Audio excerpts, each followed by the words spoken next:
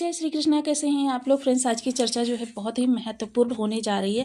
आज हम सूर्य द्वारा उच्च मंगल की चर्चा करने जा रहे हैं, जो कि अब अपना नक्षत्र परिवर्तन करने जा रहे हैं। मंगल जो कि देखिए पिछले काफ़ी लंबे समय से कर्क राशि से गोचर कर रहे हैं और कर्क राशि में ये नीच के हो जाते हैं। और सूर्य जब 14 तारीख को आपके मेष राशि में आए तो सूर्य वर्ष में सिर्फ एक बार ही उच्च के होते हैं, जो कि मेष राशि में होते हैं। तो इन्होंने मंगल को उच्च कर दिया। अब वही उच्च मंगल इस समय पर अपना नक्षत्र परिवर्तन करने जा रहे हैं। नक्षत्र परिवर्तन करके चले जाएंगे ये आश्लेषा नक्षत्र में। अभी तक क्या था कि ये गुरु के पुष्य नक्षत्र से गोचर कर रहे थे। पुष्य नक्षत्र में होने के कारण इन्होंने आपको काफ़ी शानदार प्रभाव दिए। सूर्य के साथ इस समय बुध भी गोचर कर रहे हैं और सूर्य स्वयं के नक्षत्र यानी कि कृत्तिका नक्षत्र से गोचर कर रहे हैं, जिसके कारण से इनके बल में भी वृद्धि हो रही है। तो यानी कि बेहद शानदार यह गोचर रहने वाला है। आपकी हर विषमता को जो दूर करने वाला होने वाला है। आपकी कहते हैं कि जो अरिष्ट उत्पन्न हो रहे थे वो अरिष्ट अब दूर होते हुए दिखाई देंगे। मंगल एक बेहद पराक्रमी ग्रह है। बल, पराक्रम, साहस, कार्यों को करने में लगने वाली ऊर्जा या उत्साह, मानव शरीर में बहने वाले रक्त के कारक होते हैं मंगल देव। मंगल देव युद्ध वेपन के भी कारक होते हैं। मंगल देव जहाँ अच्छे होते हैं तो आपको धीर वीर गंभीर बना देते हैं, लेकिन अगर आपके खराब होते हैं तो आपके अंदर क्रोध, गुस्सा, अहंकार, उत्तेजना इतनी ज़्यादा बढ़ा देते हैं कि व्यक्ति स्वयं अपने पैरों पर कुल्हाड़ी मारने लगता है, बने बनाए कार्यों को बिगाड़ने लगता है। क्रोध की अधिकता की वजह से छोटी छोटी बातों पर उसे गुस्सा आने लगता है, इरिटेशन उसके अंदर उत्पन्न होने लगती है और बातों ही बातों में व्यक्ति से आक्रामक हो जाता है। तो ऐसे हैं हमारे मंगल देव। अब यही मंगल देव इस समय आश्लेषा नक्षत्र पर से गोचर करते हुए देखे जा सकेंगे। तो आश्लेषा नक्षत्र में इनका प्रभाव किस तरीके से रहेगा, इस पर पूर्णतया चर्चा करेंगे। तो बने रहिए हमारे साथ इस वीडियो में एंड तक, आपको बहुत कुछ जानने के लिए मिलेगा। यदि आपकी लग्न में 12 नंबर बना हुआ है तो ये राशिफल आपके लिए है। यदि कुंडली में कहीं भी चंद्रमा के साथ 12 नंबर बना हुआ है तो ये राशिफल आपके लिए। कुंडली ना होने की स्थिति में आप इसे नाम राशि से भी देख सकते हैं। यदि अभी तक आपने अपने इस चैनल को सब्सक्राइब नहीं किया है तो प्लीज़ सब्सक्राइब कर लीजिए, वीडियो को लाइक कर दीजिए, चैनल को शेयर कर दीजिए।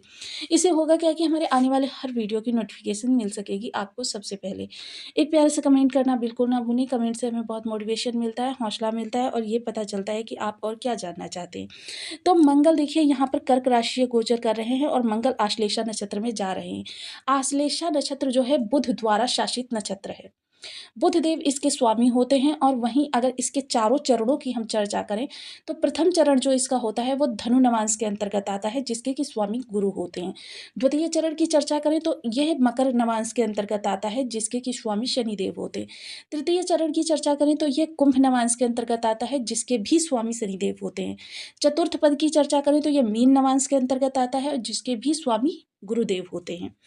अब देखिए ये कर्क राशि से गोचर कर रहे थे तो कर्क राशि में पुष्य नक्षत्र से इनके बेहद शानदार आपको प्रभाव प्राप्त हो रहे थे। और आश्लेषा नक्षत्र जो है रहस्य, रचनात्मक चिकित्सा पद्धति और आपके क्रियान्वित होने का समय है। जिन चीज़ों को आपके अंदर काफ़ी ज़्यादा कहते हैं कि मतलब आपके अंदर उसके प्रति निरुत्साह उत्पन्न हो गया था, उस कार्य को करने की बिल्कुल आपके अंदर इच्छा समाप्त हो गई थी। तो बहुत से ऐसे कार्य होंगे आपके, जिन कार्यों को बार बार कर करके आप इतने ज़्यादा हताश परेशान हो चुके हैं और बिल्कुल आपकी वहाँ से इच्छा समाप्त हो गई है। तो इस समय आपके अंदर फिर से उन कार्यों को करने की इच्छा बलवती होगी। बहुत से ऐसे कार्य हैं जिनको आप 100 पर ले जाकर 0 पर ले जाते हैं, क्योंकि ये आपके भाग्य भाव के स्वामी होते हैं।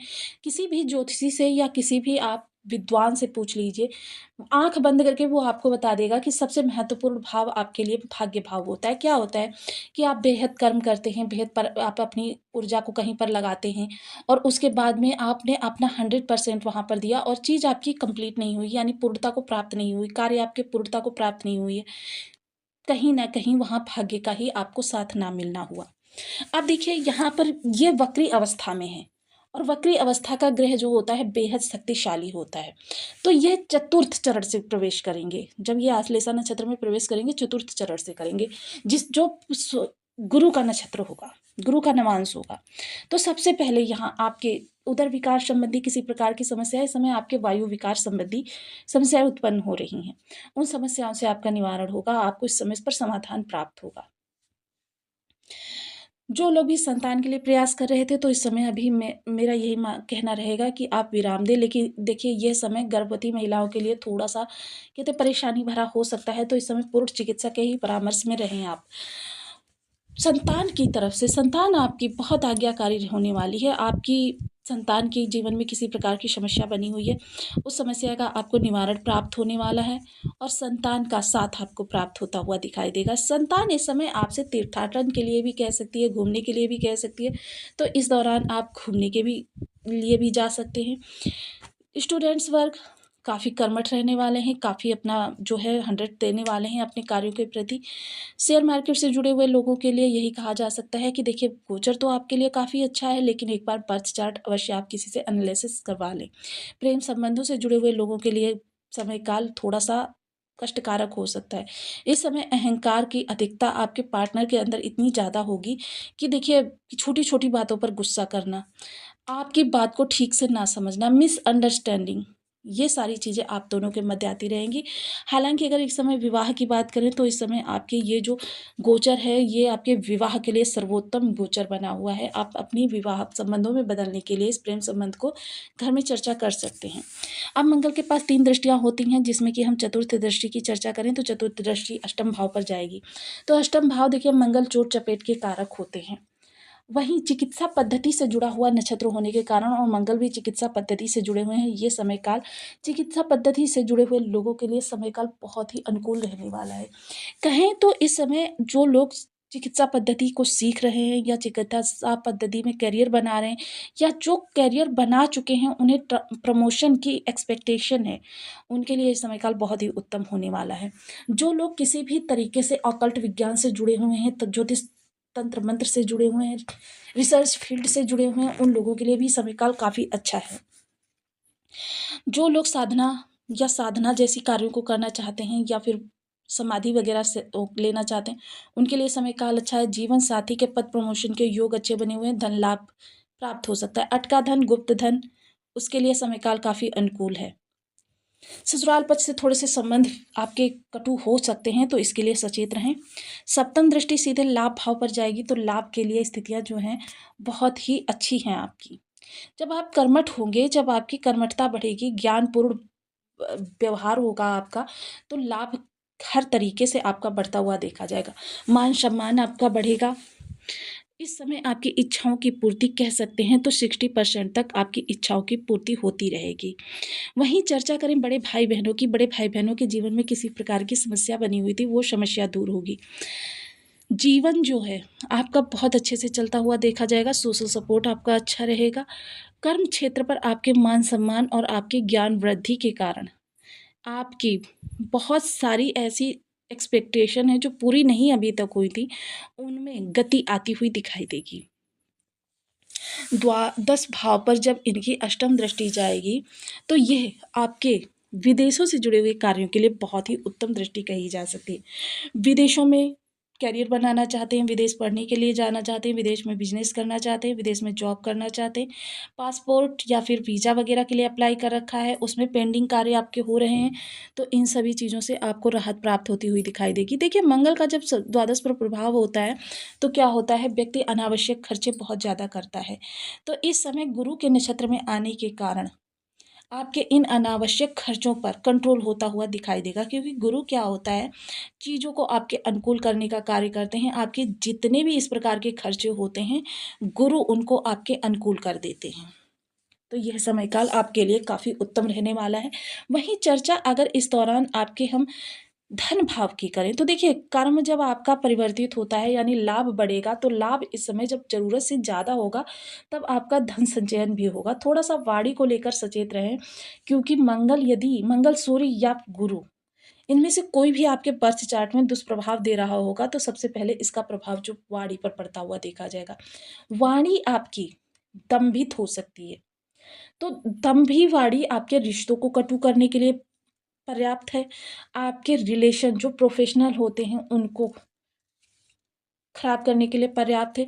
खान-पान बेहद सात्विक रखें, क्योंकि सात्विक भोजन इस समय पर आपके लिए बहुत ही, क्योंकि उदर पर भी इसका प्रभाव पड़ेगा मंगल का, तो उदर विकार आपके बढ़ सकते हैं। हालाँकि जो छोटी-मोटी अगर समस्याएँ हैं तो उनका निवारण होता रहेगा। देखिए लाभ से इस समय धन सृजन होता हुआ आपका दिखाई देगा, क्योंकि आपके धन भाव का स्वामी लाभ को देख रहा है। जब आपका लाभ बहुत ज़्यादा बढ़ेगा तो धन भी आपका बढ़ता हुआ देखा जाएगा। अब जिन लोगों के बर्थ चार्ट में ये स्थिति खराब है तो देखिए इनके कर्म स्थान पर विषमता देखने में आएगी। इनकी संतान के जीवन में समस्याएँ उत्पन्न होती हुई देखी जाएँगी। वहीं इनके खर्चे बेतहाशा बढ़ते हुए देखे जाएँगे। इनके सामने अनावश्यक खर्चे होते हुए देखे जाएँगे। वहीं वाणी तो मैंने पहले ही बता दिया कि दंभपूर्ण होने वाली है। लोगों के बीच आपके द्वारा देखिए शब्दों के माध्यम से ही कुछ ऐसा होगा कि लोगों के बीच आपकी जो रिस्पेक्ट बनी हुई है वो कम होती हुई देखी जा सकेगी। तो इसके लिए देखिए सूर्य, मंगल और गुरु के आपके लिए उपाय विशेष रहते हैं। जो भी ग्रह आपका विषम अवस्था में उसके उपाय करते रहिए आप। सूर्य के लिए ओम घड़ी सूर्याय नमः, गुरु के लिए ओम ब्रह्म बृहस्पति नमः, मंगल के लिए ओम अंगारकाय नमः। इन बीज मंत्रों का आप 1 माला, 2 माला, 5 माला, 7 माला, 11 माला का जप नियमित अपनी सुविधानुसार करना प्रारंभ करें। इसके अतिरिक्त आप सोमवार प्रतिदिन सूर्य को अर्घ देना प्रारंभ करें और मंगलवार के दिन रसदार मिठाई बंधु-बांधवों के साथ ग्रहण करें।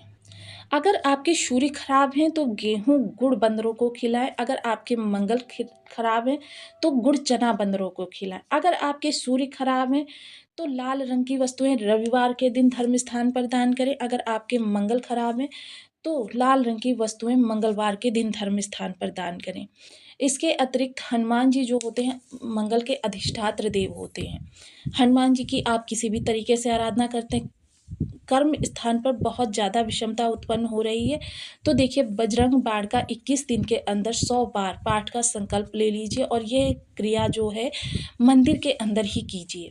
हनुमान जी की प्रतिमा जो हो मंदिर के अंदर वहाँ पर कीजिए और धूप दीप नैवेद्य का प्रयोग कीजिए और साथ ही साथ हो सके तो लाल चंदन की माला का प्रयोग करें।